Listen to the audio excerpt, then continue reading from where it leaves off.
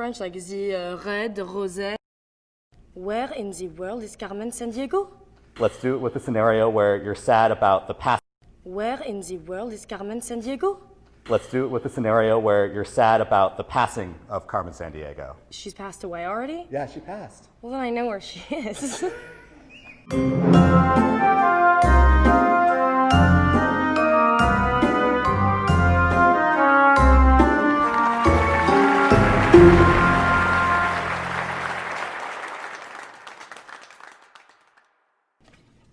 Lily, for your surprise showcase, please break down how to do a French accent. Please reread the card in a French accent. Lily, for your surprise showcase, please break down how to do a French accent. Please flip the page. Ah, the red roses were fresh yesterday. The red roses were fresh yesterday. R's are distinctly very French. It's a sound that I feel like is only really used in French. Red, roses. The first instinct is like doing a very strong R to sound French, like the red roses, or like the TH also is like people often go to like Z, which I feel like nuance it a little bit, but the R is for sure. The red roses were fresh yesterday. The red roses were fresh yesterday. Where in the world is Carmen Sandiego? Where in the world is Carmen Sandiego?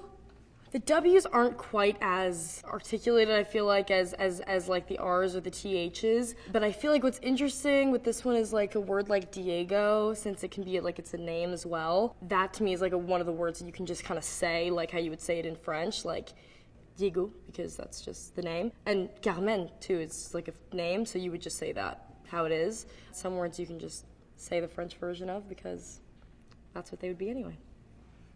Where, notice that R, in the world is Carmen Sandiego.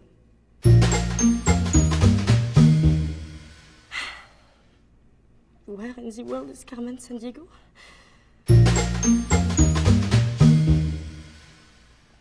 Where in the world is Carmen Sandiego?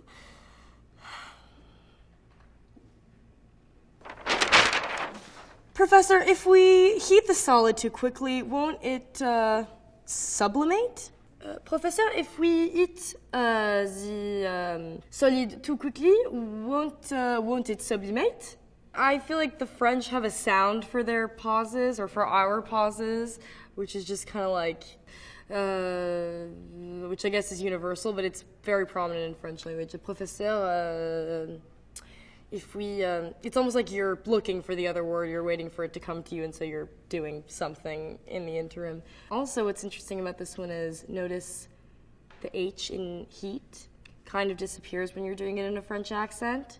It would be eat, so it's almost like you're eating something. The H goes away. Sublimate, well, I think just the emphasis is more on mate than sub. In English, you would say sublimate, or I would say that. And in French, it's more like sublimate. Professor, if we eat the solid too quickly, won't it sublimate?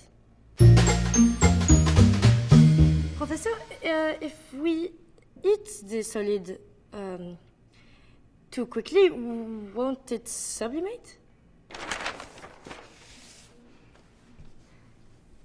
Please take a bow.